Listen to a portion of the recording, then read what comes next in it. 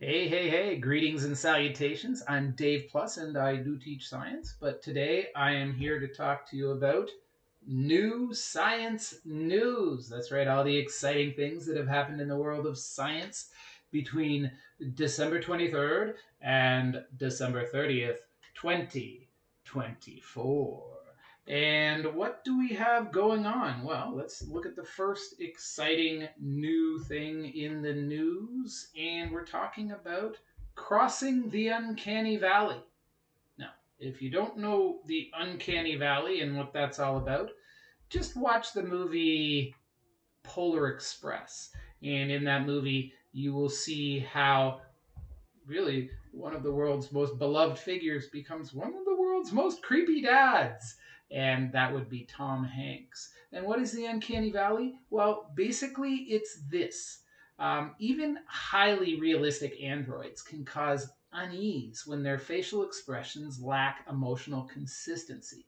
Now, traditionally, a patchwork method has been used for facial movements, but it comes with practical limitations. A team has developed a new technology using waveform movements to create real time complex expressions without unnatural transitions. This system reflects internal states, enhancing emotional communication between robots and humans, potentially making androids feel more human like. Okay, this was from Osaka University. This research was being done, and it has a lot of exciting and potentially terrifying implications. Now, first of all, there's a thing about our faces, the expressions we make, and the communication that we do through that, which is really important for learning. So, for example, babies can't learn from TV. Babies can't learn from machines. Babies need to learn from humans, but maybe it's because of those facial expressions. And wow, that's a bit of a creepy thought, isn't it? We might be able to replace teachers with androids in the future because of this. But not all negativity. Maybe that's good. It's a tough job being a teacher, and a robot might be the only thing in the future to have the patience to actually do it. So I'm just going to add in this little development in technology opens the way for robot teachers. And what's the next story we're going to be talking about? Speaking of robot teachers, how do you heal a broken heart? What? So, can the heart heal itself?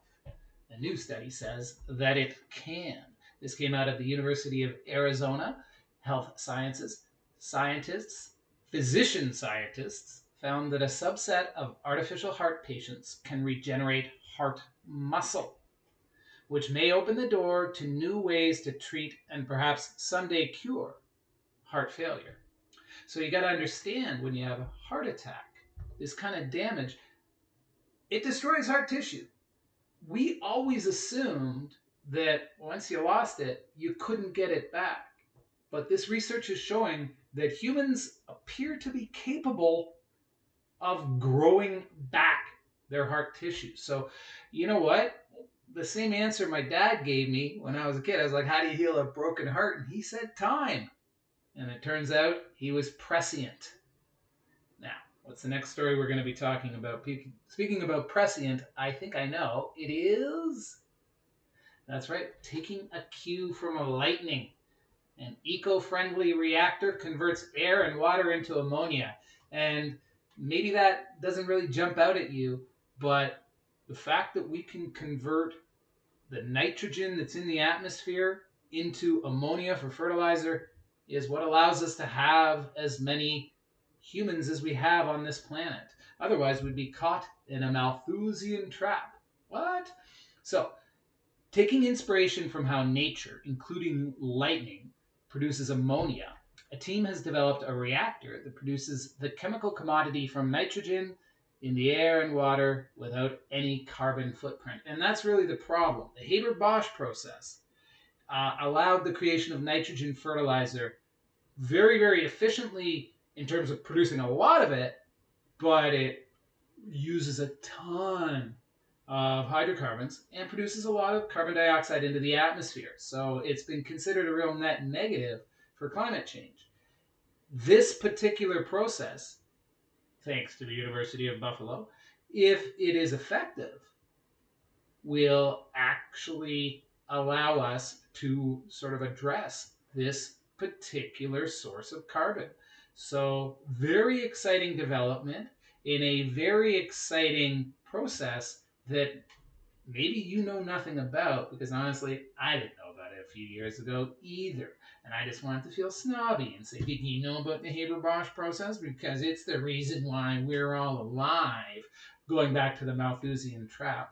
Before around 1900, and this process was developed, this guy figured out that we could only grow so much with the land we have, but nitrogen fertilizers have made us able to produce way more with that land. So he figured only about 1 billion people could live on the planet. But we've blown past that number thanks to Haber-Bosch.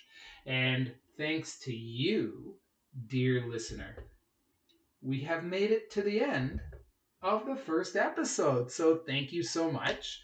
Stay tuned for more new science news next week. What do you think? Do you think that'd be cool? All right. Peace.